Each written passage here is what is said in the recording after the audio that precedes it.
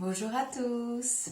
Alors aujourd'hui, je vais vous présenter un artiste qui s'appelle Luis Royo et qui a peint des tarots, donc des jeux de tarot avec de très très belles peintures. Bon, c'est un peintre cependant qui est quand même maintenant assez connu et je possède un de ses jeux. Je m'étais offert un de ses jeux il y a assez longtemps.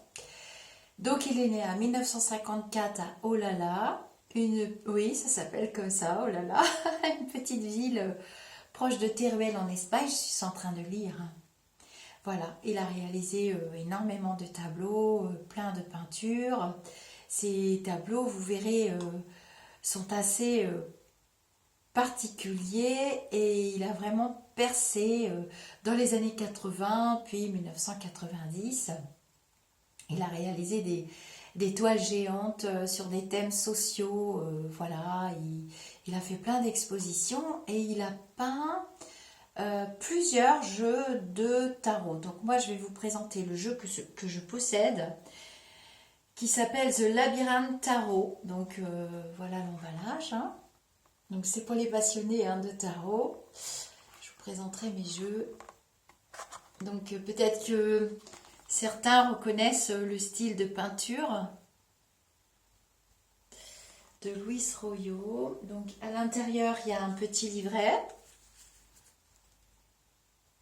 Donc la base, c'est un jeu de tarot de 78 cartes. On a les 22 lames majeures et puis les 56 mineures. Donc le petit livret, bon, il se présente comme ça. Et quand je dis petit, c'est vraiment petit, quoi. Si vous arrivez à lire, bon bref. Donc je le garde précieusement quand même. Mais c'est surtout le jeu que je vais vous présenter. Donc à l'intérieur, il y a ça.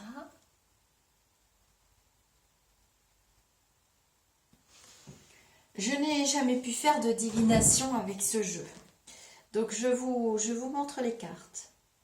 Donc voici la carte numéro 8. Cependant, on peut tout à fait le faire. La justice. Je ne peux pas vous les mettre droites parce que il y a le reflet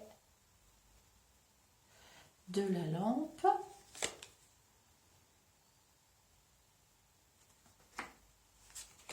La lame sans nom.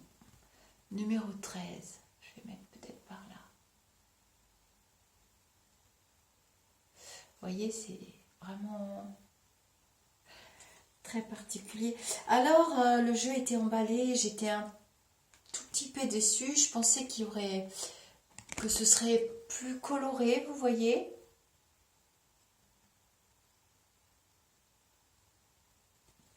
Donc là, c'est la force, la 11. Donc, je ne sais pas si vous voyez bien la femme qui tient l'animal. Donc, les tableaux sont souvent à base de portraits de femmes. Je vais vous montrer l'empereur, la carte numéro 4. Donc ça, c'est les lames, les arcanes majeures, les lames majeures.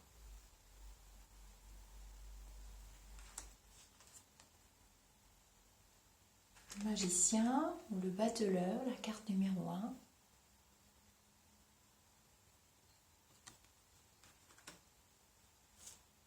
La carte des amoureux.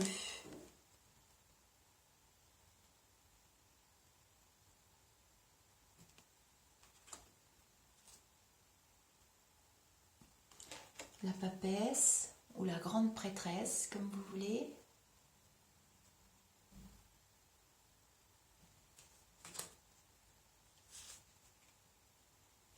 Le jugement. Ils sont magnifiques. Par contre, c'est vrai que au niveau du graphisme, c'est un peintre exceptionnel. Évidemment, c'est Luis Royo. Alors, le soleil.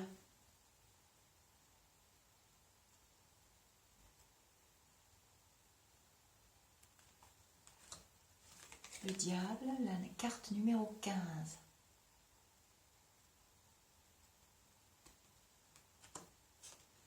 La tour foudroyée, la 16.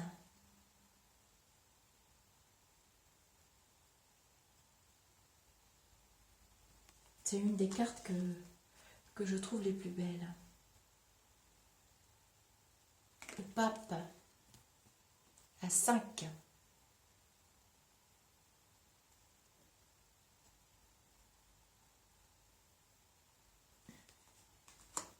La roue de la fortune, la 10. Alors vous voyez, on retrouve tous les symboles quand même hein, liés au tarot. Hein. Il a respecté quand même les principaux symboles. Donc pour la lune par exemple, qui est un peu plus colorée dans les arcades majeures, on retrouve bien l'eau avec l'écrevisse, les deux bâtiments au fond et la lune en haut. C'est la carte numéro 18. La tempérance. Alors voilà, la tempérance, elle n'est pas très colorée, c'est la carte numéro 14.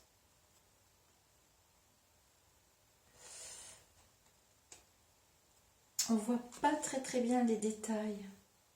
Le monde. Oups, elle est tombée.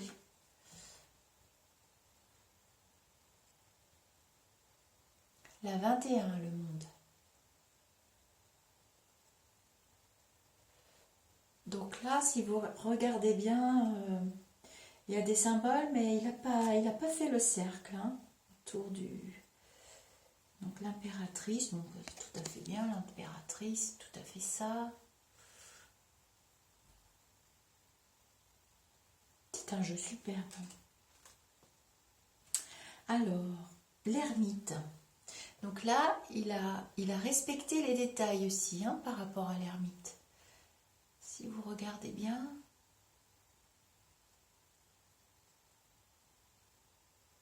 J'aime beaucoup moi aussi voir des jeux en vidéo parce que quelquefois ça me tente et grâce à ça j'en achète ou pas. Le pendu, regardez bien. C'est la carte numéro 12.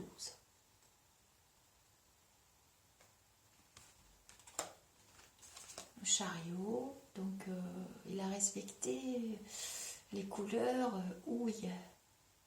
C'est la carte numéro 7. Et l'étoile, la carte numéro 17.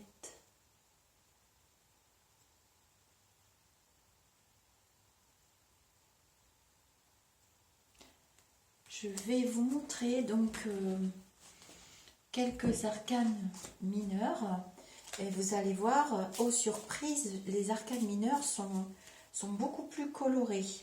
Donc il a respecté donc les épées, donc je ne vais pas vous les montrer tout le 8 d'épée. En fait, il les a fait selon le tarot de Marseille, tout simplement.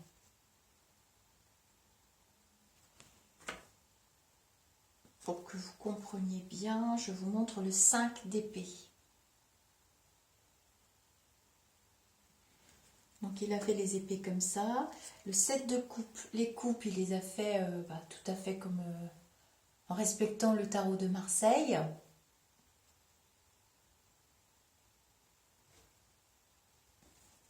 Et 6 de coupe, par exemple.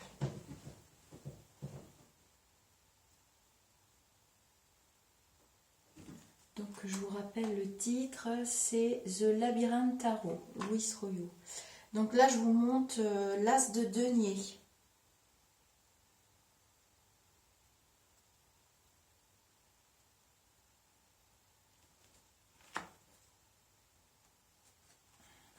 Je cherche un autre... voilà, je vous montre un 8 de denier.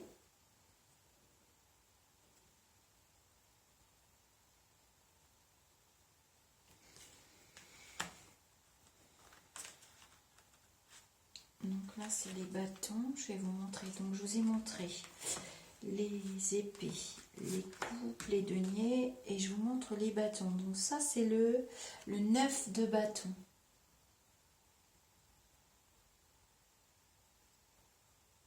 Donc là, pour la divination, faut avoir bien mémorisé les lames, hein, c'est pas comme le Morgan Greer ou comme le Rider-Waite ou d'autres tarots de coupe plus pour débutants, vous voyez, avec les symboles sur les images des dessins. Là, c'est vraiment le tarot de Marseille, quoi. 2 de coupe. Je vais vous montrer quelques personnages parce que c'est là que ça devient très intéressant. Donc là, je vous montre.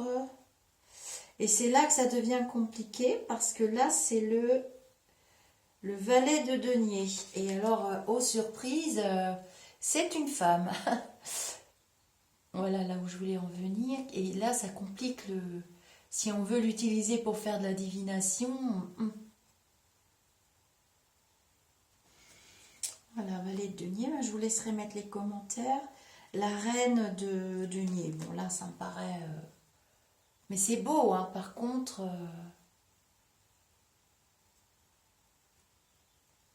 C'est du Louis Royaux, hein. Ensuite, je vous montre le valet de bâton. Et oh, surprise, c'est une femme.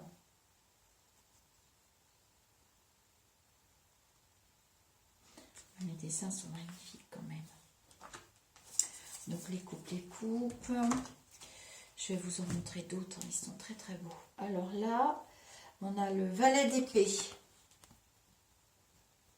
Incroyable, hein? Tout le monde voudrait un valet comme ça dans sa vie. Enfin, je pense aux messieurs, hein, il y a beaucoup de messieurs qui sont tarologues. Ah là, je voulais vous le montrer ce jeu parce que c'est quand même très particulier. La reine d'épée.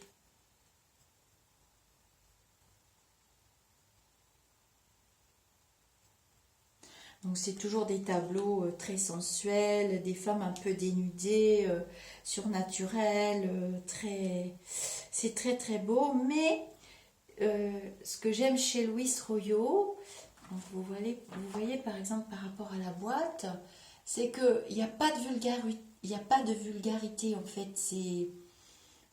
C'est vraiment Louis Royaux, j'ai pas de mots quoi. Je vais vous laisser mettre vos commentaires. Alors là, c'est le roi d'épée.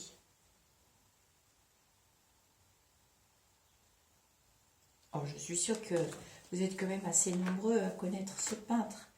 Rassurez-moi. Le roi de bâton.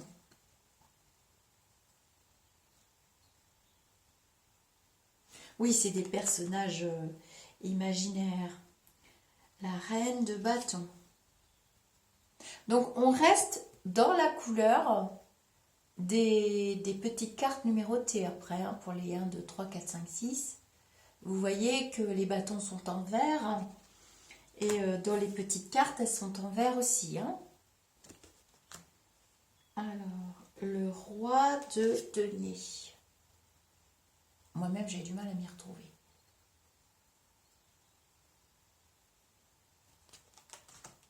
Donc là, on est toujours dans les petits l'as d'épée, le 1.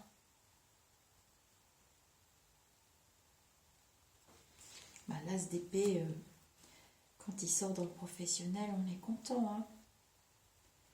Alors, le roi de denier. Alors là, c'est... Voilà, on voit beaucoup le denier. Le roi est derrière.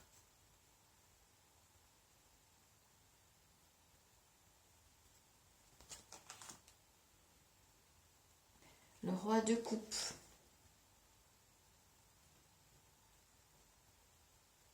C'est rouge. C'est rouge, c'est la passion, c'est l'amour, c'est les sentiments. Voilà. La reine de coupe. Donc vous voyez, les personnages sont souvent dénudés pour les femmes. Mais moi, j'ai pas un sentiment de vulgarité. Qu'est-ce que j'ai fait tout à l'heure? Le roi de bâton, oui, le roi de bâton là.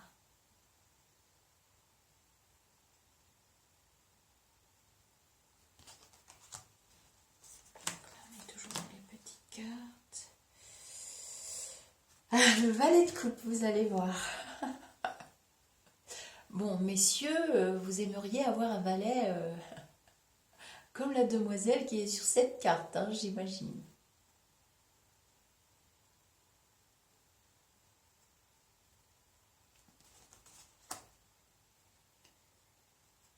Le cavalier de coupe.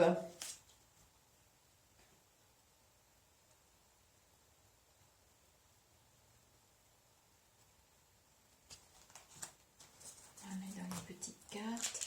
Je vous montre l'as de coupe, il est magnifique. Bon, il y a quand même un symbole religieux, hein, si vous regardez bien. Mais bon, là, ça fait vraiment très peinture inspirée, hein. Moi, je pense que Luis Royo est quand même un peintre très très inspiré parce qu'il est très prolifique. Il a fait énormément de tableaux, hein. Il a des sites internet, il a un site français, donc vous pourrez aller voir Luis Royo. Voilà. Et le roi d'épée. Il est très beau le roi d'épée. Je trouve que son visage est pourtant dans les jeux sentimentaux ou même professionnels, il n'est pas bon de croiser la route d'un roi d'épée.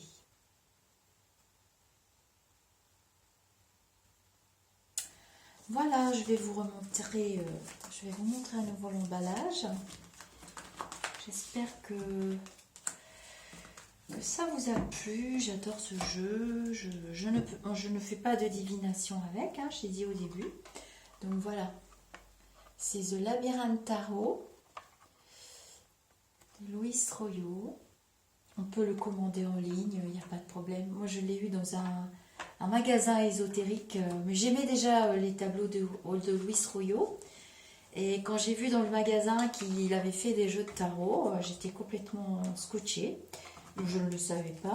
Je connaissais déjà, hein, les peintures de Luis Royo. Il y en a de très très connus, quand même, que sur certains forums sont utilisés même en avatar souvent, hein. On utilise, même sans le savoir d'ailleurs, que c'est du Luis Royo, hein, j'ai remarqué ça. Je vous dis namasté et je vous dis à très bientôt pour d'autres vidéos. Donc il y a le groupe Facebook Au-delà du spirituel. Vous pouvez me mettre des commentaires. Pour ceux qui sont fans de Luis Royo, ce sera avec plaisir de partager. Si vous avez d'autres jeux de tarot aussi, ça m'intéresse énormément. Bye bye!